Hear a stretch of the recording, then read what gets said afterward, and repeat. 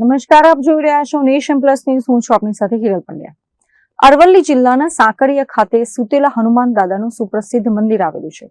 આગામી 22 થી 24 એપ્રિલ દરમિયાન શ્રી ભીડભંજન દેવ મંદિર ખાતે ભવ્ય જીર્ણોદ્વાર અને મૂર્તિ પ્રાણ પ્રતિષ્ઠા મહોત્સવનું આયોજન કરવામાં આવ્યું છે, જેમાં મુખ્યમંત્રી ભૂપેન્દ્ર પટેલ પણ ખાસ ઉપસ્થિત રહેવાના છે. સાકરિયાના પવિત્ર ધામે 22 એપ્રિલથી શરૂ થનાર આ ત્રિદિવસીય મહોત્સવ ભક્તિ અને શ્રદ્ધાનો સંગમ બની રહેશે.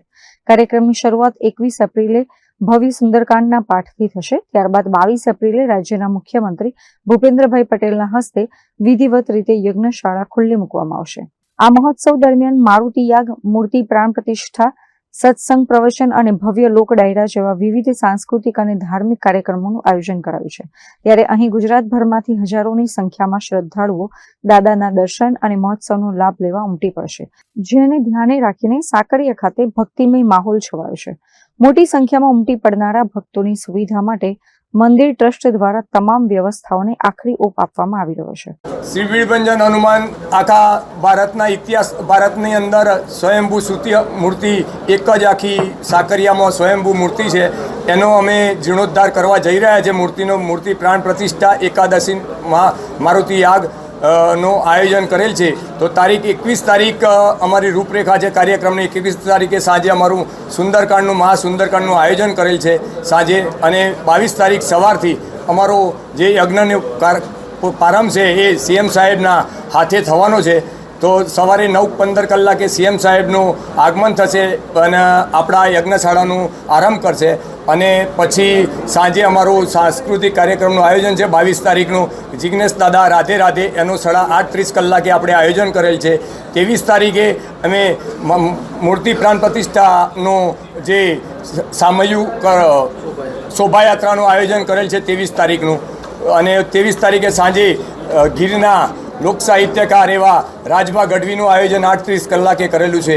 અને 24 તારીખે સવારે આપણે મૂર્તિ પ્રાણ પ્રતિષ્ઠા, ધજા દંડક અને શિખરની ઉપર ધજા ચડાવવાનું આયોજન આપણું 24 તારીખનું છે. 24 તારીખે તમામ મહાપ્રસાદીનું મોટું આયોજન કરેલું છે. અને તમામ અમે આ જે ફંડ છે, ફંડ માટે, આ મંદિરના ફંડ માટે અમારે કોઈ જગ્યાએ ફંડ લેવા માટે જવું પડ્યું નથી. આ મંદિર અમારું 7.5 થી 8 કરોડના ખર્ચે તૈયાર થઈ રહ્યું છે.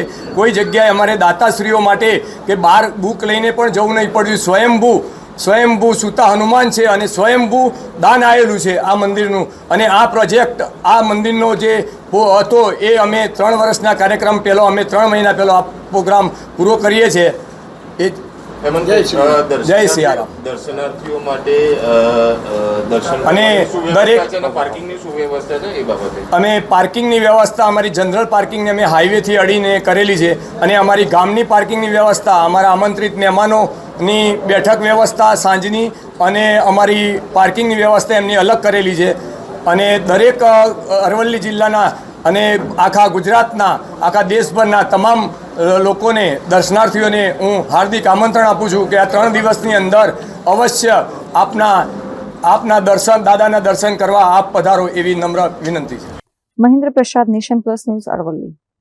સમાચારોના સતત અપડેટ મેળવવા માટે અમારી નેશન પ્લસ ન્યૂઝની યુટ્યુબ ચેનલને સબસ્ક્રાઇબ કરો, બેલ આઇકન દબાવો અને જોડાયેલા રહો ફેસબુક, ઇન્સ્ટાગ્રામ અને ટ્વિટર પર.